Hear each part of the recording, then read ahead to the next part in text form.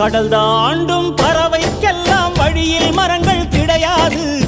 ஆனாலும் கண்டம் தாண்டும் சிறகுகள் வலிக்காது. மலையேறும் எறும்பின் கால்கள் வெயிலை மிதித்து உடையாது. மனதோடு காதல் வந்தால் மனிதா தடையேது.